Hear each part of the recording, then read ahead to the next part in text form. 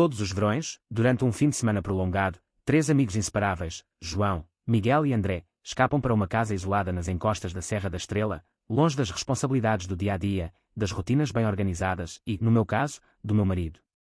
O que fazem eles, imaginam, nestes retiros anuais entre homens? Beber cervejas artesanais com vista para as montanhas. Relaxar em calções junto ao rio, relembrando os tempos de faculdade. Ou talvez aproveitar a noite num bar local, rindo alto e brindando à amizade. Nada disso. A verdade é muito mais sombria. Eles traem as suas companheiras. Sem remorsos, durante 3 dias intensos de segredos. E um deles, o meu marido, João, era o centro dessa farsa. Durante 5 anos, João viveu uma vida dupla, escondida por trás da fachada de um fim de semana de rapazes. Todos os julho, ele saía do nosso apartamento em Lisboa com um sorriso descontraído, prometendo uns dias de camaradagem, e regressava revigorado, com um brilho nos olhos que eu nunca questionei até agora. Vamos voltar ao início, ao momento em que a minha confiança se transformou no meu maior erro. Há 5 anos, João Silva, o meu marido, e os seus melhores amigos, Miguel Costa e André Ferreira, estabeleceram uma tradição que chamavam de inquebrável: 3 dias numa casa rústica nas margens do rio Zezer, na Serra da Estrela. A desculpa? Um encontro de despedida de solteiro. Tudo começou quando o amigo deles da faculdade, Pedro, organizou uma despedida de solteiro memorável naquela mesma casa, antes do seu casamento. Parecia uma ideia genuína na altura. Mas, mesmo depois de Pedro se mudar para o Porto com a mulher, João, Miguel e André mantiveram o ritual. Eles sempre tinham uma justificação pronta: é a nossa pausa antes do regresso ao trabalho, um momento para descontrair. Só um fim de semana entre amigos, sem stresses, sem obrigações. Faz-me bem, amor, é a nossa tradição. E eu, ingênua, acreditava. Ano após ano. Para todos, João era o marido perfeito. Carismático, com um sorriso que iluminava qualquer sala, ele tinha uma presença magnética. Trabalhava como consultor de marketing numa agência prestigiada em Lisboa, mas ainda arranjava tempo para organizar jantares em casa, noites de jogos de tabuleiro com os nossos amigos ou passeios culturais pelo Chiado. Organizado, meticuloso, planeava tudo ao pormenor. Como poderia eu suspeitar que escondia uma outra vida? Os seus cúmplices pareciam igualmente irrepreensíveis. Miguel Costa, gestor de recursos humanos numa empresa em Coimbra, tinha uma calma que inspirava confiança, tornando-o acima de qualquer suspeita. André Ferreira, um agente imobiliário de sucesso em Castelo Branco, sempre impecavelmente vestido, com um gosto por vinhos caros e experiências sofisticadas. Os 3 eram inseparáveis desde os tempos da universidade, com carreiras brilhantes e vidas amorosas aparentemente felizes, Miguel e André com as respectivas esposas. Mas, pelos vistos, isso não lhes bastava. A casa na Serra da Estrela era o cenário ideal, isolada, longe de olhares indiscretos, sem vizinhos por perto. Aninhada entre pinhais e trilhos montanhosos, com uma vista deslumbrante sobre o rio Zezer e as encostas verdejantes, a casa de 2 pisos tinha uma varanda ampla e um pequeno cais privado junto ao rio. Pertencia a um tio afastado de André, que raramente a visitava, o que a tornava perfeita para os seus segredos. Todos os segundos fins de semana de julho, eles enchiam os carros para a viagem de 3 horas desde Lisboa. Enviavam mensagens pelo caminho, quase a chegar. Pronto para um fim de semana à grande. Este lugar é incrível, a vista é sempre brutal. Algumas palavras, um emoji ou 2, e depois silêncio total. No domingo à noite, João regressava, exausto mas radiante. Entrava em casa, atirava o saco para o sofá e dizia, com um suspiro, precisava mesmo disto. Depois, corria para o duche, como se estivesse a lavar o cansaço da viagem. Agora sei que lavava muito mais do que isso. Olhando para trás, os sinais estavam lá, mas a confiança cega-me. Em junho, João intensificava os treinos no ginásio, moldando o corpo com uma dedicação quase obsessiva. Marcava consultas regulares no barbeiro para um corte perfeito e, mesmo com a agenda cheia, arranjava tempo para tratamentos de pele. Quero estar no meu melhor, dizia, com um sorriso. Eu achava que era vaidade. Que erro. Havia também a ausência de fotos. João, que partilhava tudo nas redes, as nossas caminhadas na Baixa, os petiscos nos bares da Bica, os soncetos no mirador da Senhora do Monte, nunca mostrava uma única imagem desses fins de semana na Serra. Isso deveria ter-me alertado. Mas a confiança tem um jeito traiçoeiro de nos tornar cegos. Reparei noutros detalhes, a forma como ele escolhia a roupa com cuidado, dobrando cada peça no saco de viagem como se fosse para uma ocasião especial, o brilho nos olhos quando falava do fim de semana, a energia quase elétrica que trazia ao voltar. Durante 5 anos, ele regressava sem uma ponta de culpa. Beijava-me como se nada tivesse acontecido, planeava as nossas noites com a mesma dedicação de sempre e deslizava de volta para a nossa rotina como se não tivesse passado 3 dias a viver outra vida. O pior. Eu não era o único enganado. As esposas de Miguel e André, Sofia e Clara, também foram iludidas. Todos nós, sem exceção, caímos na armadilha deles. E, naquela altura, nenhum de nós imaginava o que estava por vir, o momento em que a verdade nos atingiria como uma avalanche, destruindo tudo o que achávamos conhecer. Uma semana após o regresso de João do seu retiro anual na Serra da Estrela com Miguel e André, algo me deixou inquieto.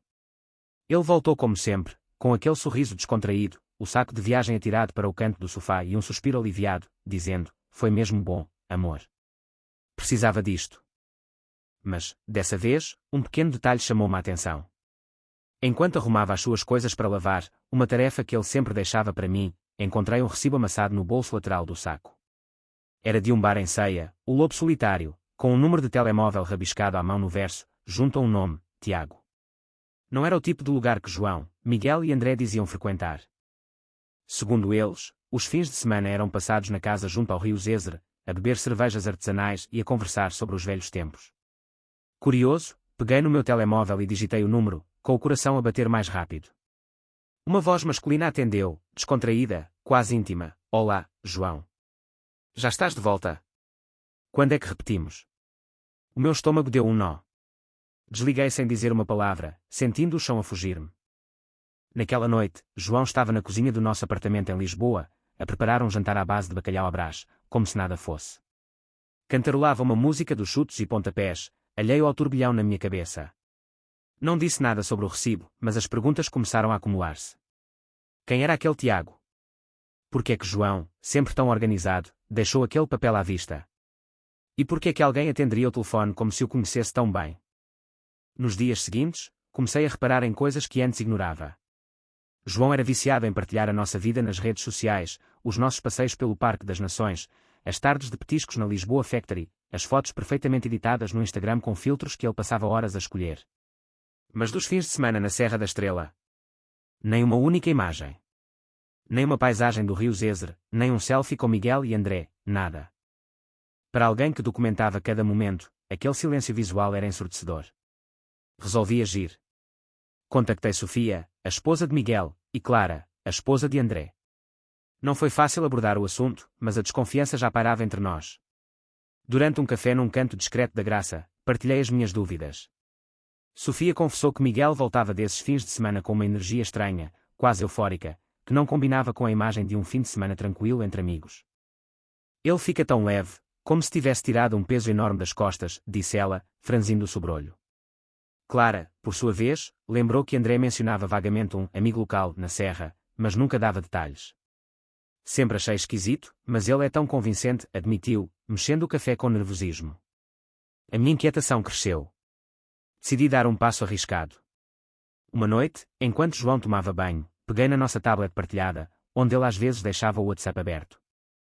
O coração batia-me nos ouvidos enquanto navegava pelas conversas. Encontrei uma troca de mensagens com alguém chamado Tiago S., arquivada, mas não apagada. Eram mensagens curtas, todas dos fins de semana na Serra da Estrela, ao longo dos últimos anos. "Vens hoje à noite", dizia uma. "Foi brutal", como sempre, respondia outra. Nada explícito, mas o suficiente para me fazer sentir um frio na espinha. Havia algo de íntimo, de secreto, naquelas palavras. Desliguei a tablet e sentei-me no sofá, tentando respirar fundo. João saiu do banho, com a toalha enrolada na cintura, e perguntou, com aquele sorriso que eu costumava adorar: "Tudo bem, amor?" Respondi com um aceno, forçando um sorriso. Mas, por dentro, o meu mundo estava a desabar. Quem era Tiago? O que realmente acontecia naqueles fins de semana? E como é que eu, que confiava tanto em João, não vi os sinais antes? Sofia e Clara concordaram em manter os olhos abertos. Combinámos partilhar qualquer pista, por mais pequena que fosse. Eu sabia que não podia confrontar João sem provas concretas, ele era demasiado bom a explicar-se, a desviar perguntas com charme. Mas a semente da dúvida já estava plantada, e eu estava determinado a descobrir a verdade, mesmo que isso doesse mais do que eu podia imaginar.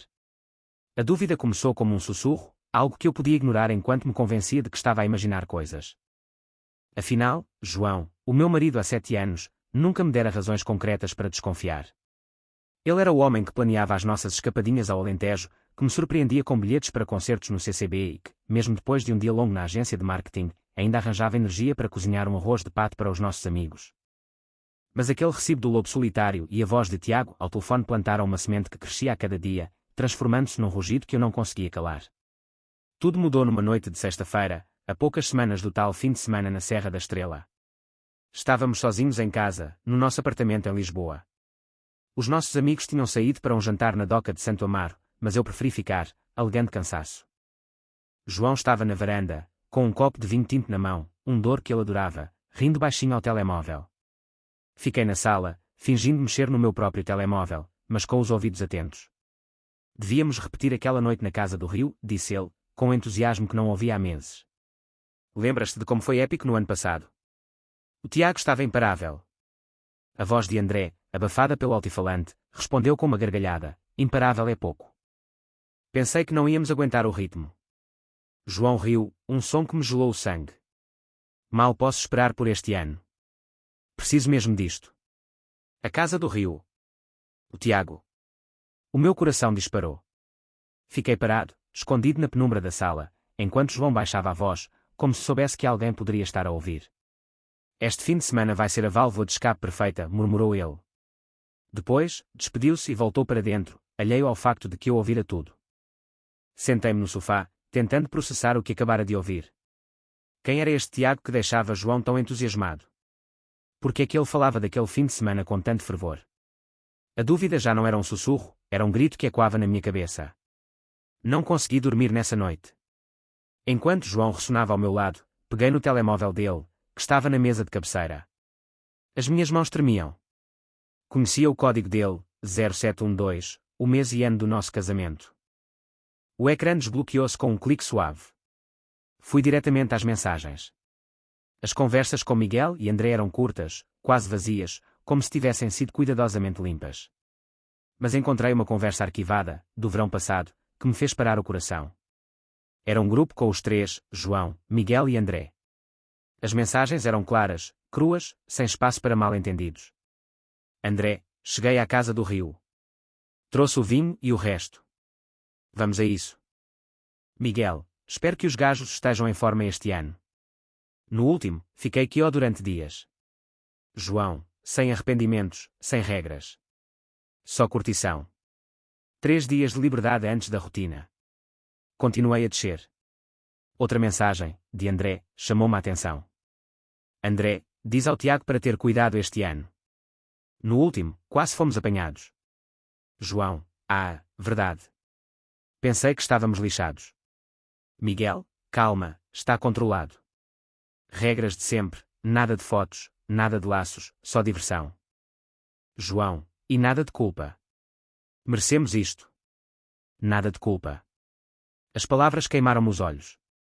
Desliguei o telemóvel e devolvi-o ao lugar, com as mãos a tremer. João dormia tranquilamente, como se não carregasse um segredo tão pesado. Como é que ele conseguia? Como é que me olhava nos olhos todos os dias, dizia amo-te antes de sair para o trabalho, planeava as nossas férias na Ericeira, enquanto escondia 5 anos de traição. No dia seguinte, ele acordou como se nada fosse. Sugeriu um passeio ao Jardim Botânico, para aproveitar o sol. Já não temos um momento a dois há algum tempo, disse, com aquele sorriso que outrora me fazia derreter.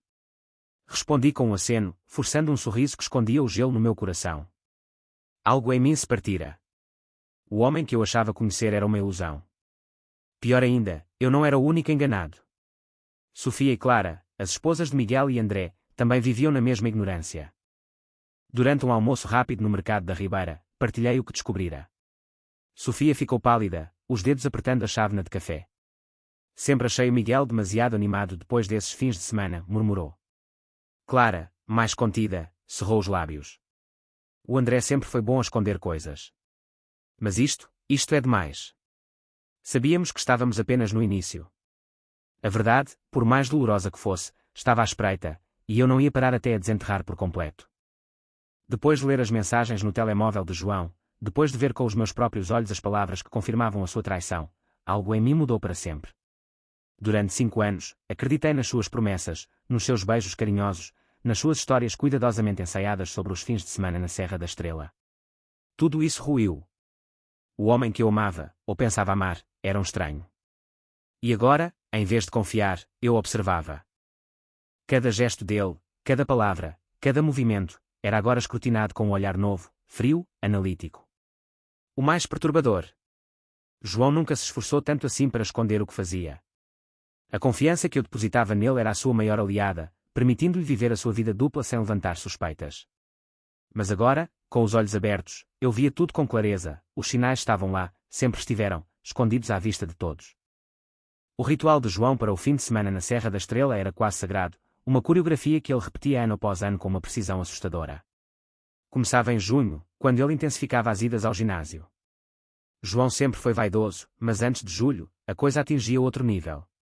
Passava horas no ginásio da Baixa, levantando pesos, correndo na passadeira, fazendo sessões de treino funcional que o deixavam exausto, mas com um brilho de satisfação nos olhos.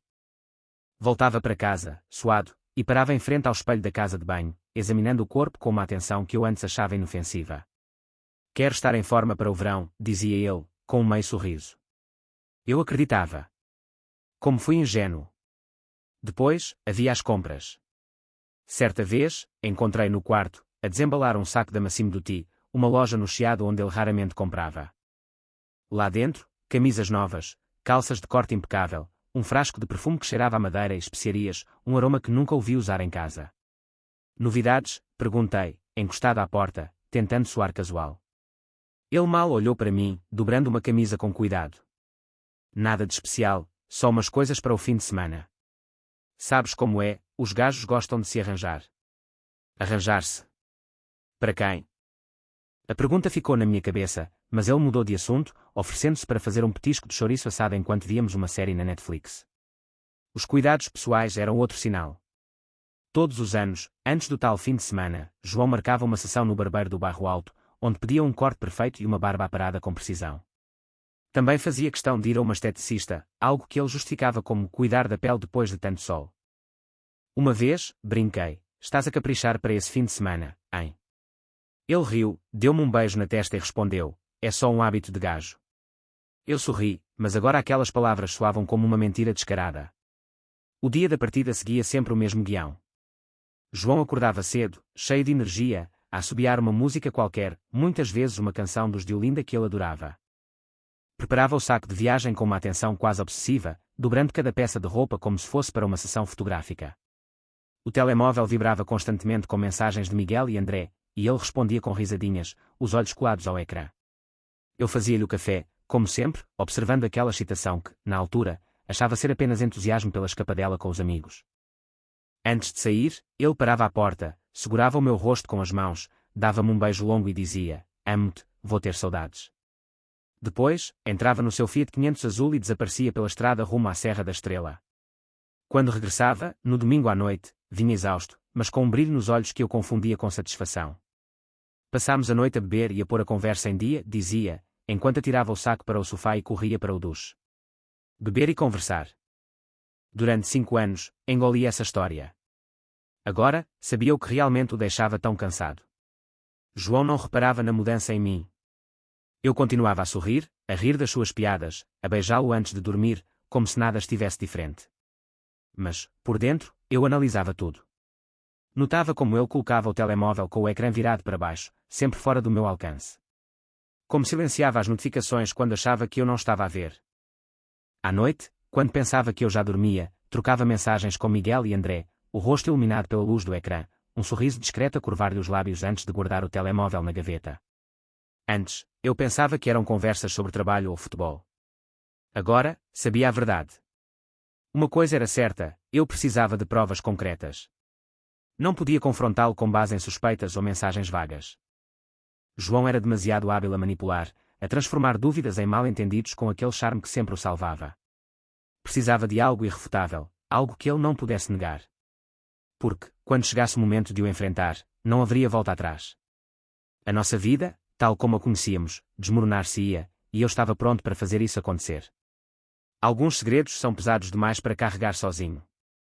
Mas para desmascará-la, eu precisava de ajuda, de alguém com experiência em desvendar mentiras sem deixar rastros. Foi assim que conheci António Marques, um detetive privado recomendado por um colega de trabalho. Com mais de 20 anos de experiência, António era conhecido por ser discreto, direto e implacável. Marcámos encontro num café tranquilo em Alcântara, longe dos olhares curiosos do centro de Lisboa. António, na casa dos 40, tinha um olhar penetrante e uma postura que inspirava confiança. Sentou-se à minha frente, pediu um café curto e foi direto ao ponto: o que queres saber, e até onde estás disposto a ir? Contei-lhe tudo: os fins de semana na Serra da Estrela, as mensagens suspeitas, o recibo do lobo solitário, a ausência de fotos. Falei da casa isolada junto ao rio Zezer, perfeita para esconder segredos, e da minha certeza de que João, Miguel e André estavam a enganar as suas mulheres. Ele ouviu em silêncio, tomando notas num caderno pequeno. Se eles fazem isto há 5 anos, estão confiantes demais, disse, por fim, com um tom calmo. Isso joga a nosso favor. São descuidados. Perguntei qual era o plano, sentindo a garganta apertada. António bebeu um gole de café e respondeu: vamos direto à fonte. Câmaras na casa. A casa pertencia a um primo afastado de André, que quase nunca lá aparecia. Sem vizinhos, sem câmaras de segurança, era o esconderijo ideal. António teve uma ideia: o cais junto ao rio precisa de manutenção de vez em quando. Posso passar por um técnico de reparos. Era brilhante, uma desculpa perfeita para entrar sem levantar suspeitas. Enquanto arranjo o cais, coloco câmaras no salão, na cozinha, nos quartos. Lugares onde eles falam à vontade, explicou. O meu estômago revirou-se. Já fizeste isto antes? Perguntei. Ele deu um sorriso frio. Mais vezes do que possas imaginar. Mas eu não estava sozinho nesta busca. João não era o único a mentir, Miguel e André também enganavam Sofia e Clara. Decidi contactá-las novamente. Liguei para Sofia, a voz hesitante: temos de falar sobre os fins de semana na Serra. Após um silêncio pesado, ela respondeu: conta-me tudo. Clara foi mais direta. Quando lhe mostrei uma das mensagens arquivadas de João, ela cerrou os punhos e disse: seja qual for o plano, estou dentro. Uma semana antes do fim de semana na Serra, reunimos-nos no quintal da casa de Clara, nos arredores de Lisboa, longe de olhares indiscretos. António trouxe um esboço da casa, desenhado com base nas minhas descrições e em fotos antigas que André partilhara uma vez nas redes. Apontou para o cais, o salão principal, a cozinha e os quartos. As câmaras vão cobrir tudo, disse. Terão acesso a um fluxo em direto, vídeo, áudio, tudo com data e hora. Eles não vão ter como negar. Sofia suspirou, passando a mão pelo cabelo, os olhos brilhando de angústia. Ainda custa a acreditar que o Miguel seja capaz disto, murmurou. Clara, com a expressão endurecida, respondeu: acredita. Eles estão a brincar connosco. António deslizou um telemóvel descartável sobre a mesa de madeira do quintal. Quando estiver tudo pronto, recebem uma mensagem. O acesso ao fluxo estará aqui. Depois, cabe-vos decidir o que fazer. Peguei no telemóvel, sentindo o peso daquele momento. Pensei no sorriso de João, no amo-te que ele dizia antes de partir para a serra, nas noites em que me abraçava como se tudo fosse perfeito. 5 anos de mentiras.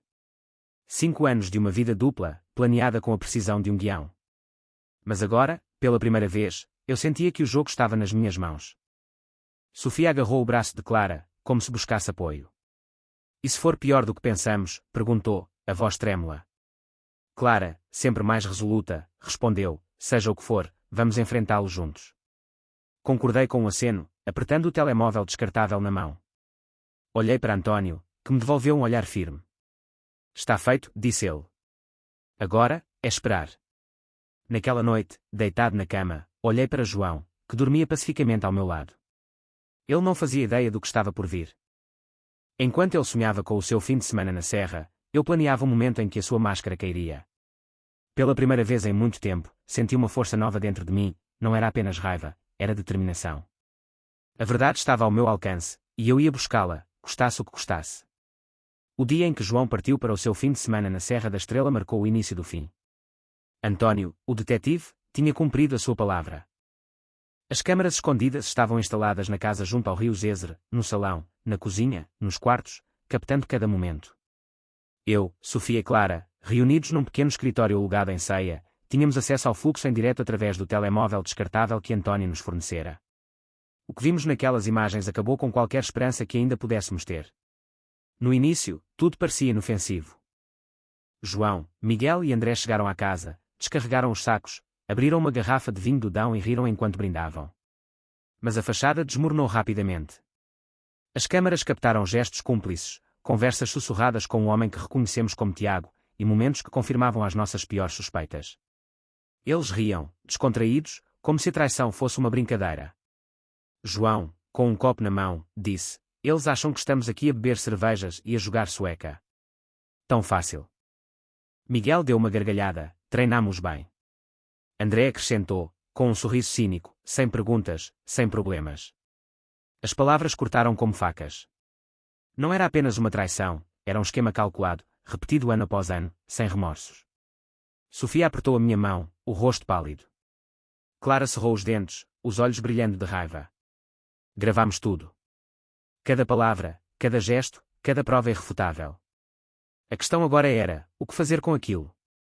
No domingo à noite, enquanto eles arrumavam os sacos para regressar, tomámos a nossa decisão. Entramos no carro de Sofia, que conduzia com as mãos crispadas no volante. Clara, no banco do passageiro, fixava o horizonte com uma determinação gélida. Eu, no banco de trás, monitorizava o fluxo no telemóvel. João arrumava as suas coisas, alheio ao que se aproximava. Miguel e André trocavam piadas na cozinha, rindo como se nada pudesse atingi-los.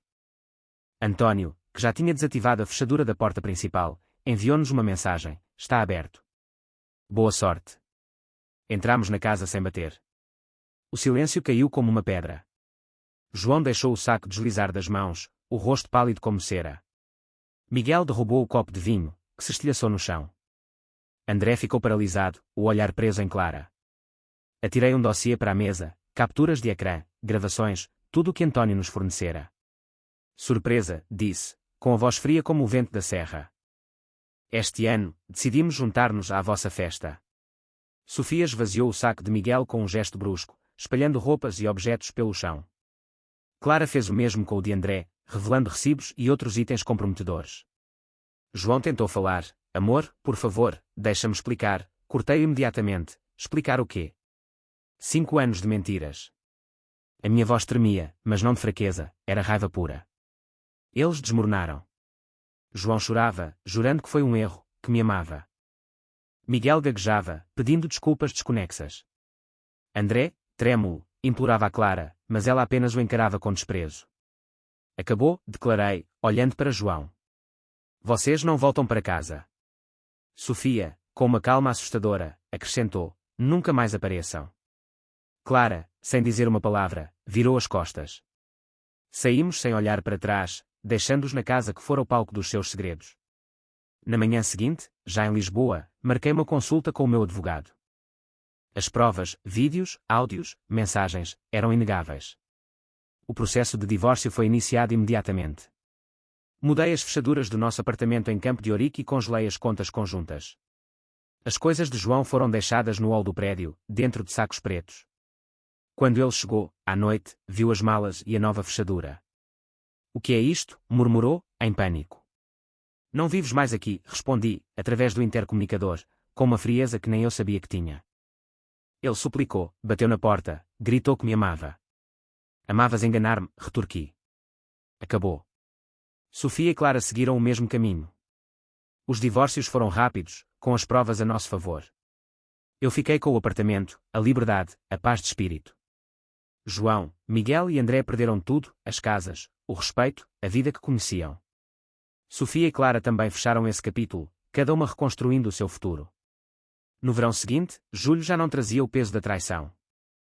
Pela primeira vez em 5 anos, senti-me leve. Sofia, Clara e eu mantivemo-nos em contacto, mais fortes, transformados pela dor e pela coragem. Almoçávamos juntos no mercado da Ribeira, ríamos de coisas simples, planeávamos viagens, talvez ao Algarve, talvez mais longe. João. Ele carregaria o peso das suas escolhas para sempre. Eu, finalmente, tinha a minha vida de volta.